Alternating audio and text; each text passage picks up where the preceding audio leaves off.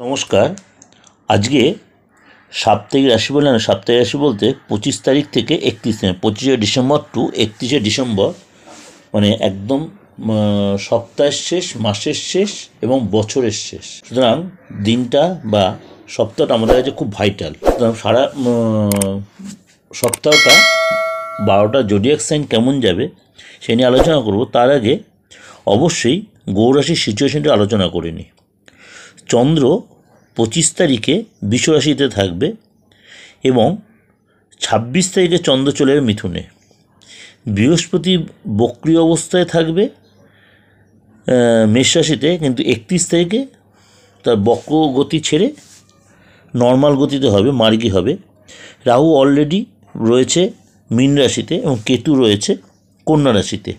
শনি রয়েছে কুম্ভ রাশিতে। বুধ বক্রী অস্তমিত অবস্থায় রয়েছে ধনু রাশিতে রবির সাথে, কিন্তু বুধ চলে যাবে সপ্তাহের শেষে আপনার বৃশ্চিক রাশিতে।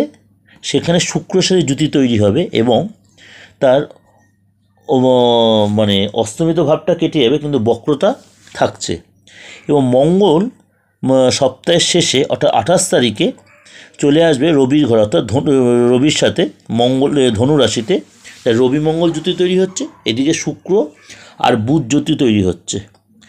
এই সিজনে চন্দ্র আড়াই দিন অন্তর অন্তর চেঞ্জ হবে নর্মালি। এই সিচুয়েশনে 12 রাশির উপর কী এফেক্ট হবে সেটা আবার আলোচনা। আজকে বলবো মিথুন রাশি নিয়ে। মিথুন রাশি এই সপ্তাহটা একটু কথাবার্তা কন্ট্রোল রেখে চলবেন।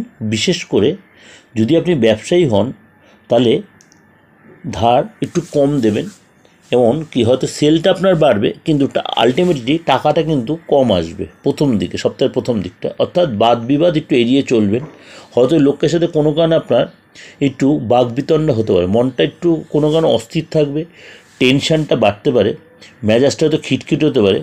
কিন্তু আপনি আপনার কোনো কাজ বা কোনো ডিসিশান নিতে গেলে আপনি কিন্তু আপনার ফ্যামিলির হেল্প পাবেন বা লাইফ পার্টনারের যথেষ্ট সহযোগিতা পাবেন। কোথাও ছোটোখাটো হয়তো ঘুরতে যেতে পারেন ফ্যামিলির সাথে, বা হয়তো আপনার লাইফ পার্টনারের সাথে কোথাও ঘুরতে যেতে পারেন। 29 তারিখ থেকে 31 তারিখ কোনো কাজের বা কোনো ব্যাপারে আপনি কোনো খুশির খবর পেতে পারেন, যেটা আপনি এক্সপেক্ট করছেন এতদিন।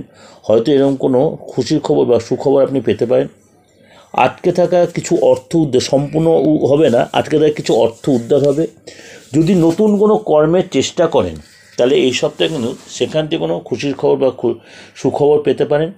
যদি আপনি কর্ম করে থাকেন, কর্মের জায়গায় আপনার কোনো দায়িত্ব বা গুরুত্ব বাড়বে এবং কাজের জন্য আপনার বাইরে কোথাও যেতে হতে পারে বা আপনার কোনো দায়িত্ব দিতে পারে। সিনিয়র বা বস আপনাকে নিয়ে কোনো মিটিং করতে পারে বা আপনার সাথে কোনো ব্যাপারে কোনো ডিসকাশন করতে পারে। আপনার কথায় যথেষ্ট গুরুত্ব এবং দায়িত্ব বাড়বে। সুতরাং মেন কথা হচ্ছে আপনাকে সপ্তাহের প্রথম দিকটা, আপনি কর্মে ব্যবসায়ী কিংবা স্টুডেন্টই হন, আপনাকে প্রথম দিকটা একটু নিজেকে কন্ট্রোল রেখে চলতে হবে। কথাবার্তা সাবধানে বলবেন, যতটা পারবেন বুঝে শুনে বলবেন। যদি কোনো ব্যাপারে কোনো কনফিউশন থাকে কারোর সাথে কনসাল্ট করে নেবেন। এই সপ্তাহটা মোটামুটিভাবে আপনার চলবে। যাই হোক, এটা ওভারঅল ডিসকাশন বা ওভারঅল আলোচনা। ভালো লাগলে অবশ্যই লাইক করবেন, সাবস্ক্রাইব করবেন, নোটিফিকেশন বেলটা অন করে রাখবেন, আর যত পারবেন লোকের কাছে শেয়ার করুন। নমস্কার, ভালো থাকুন।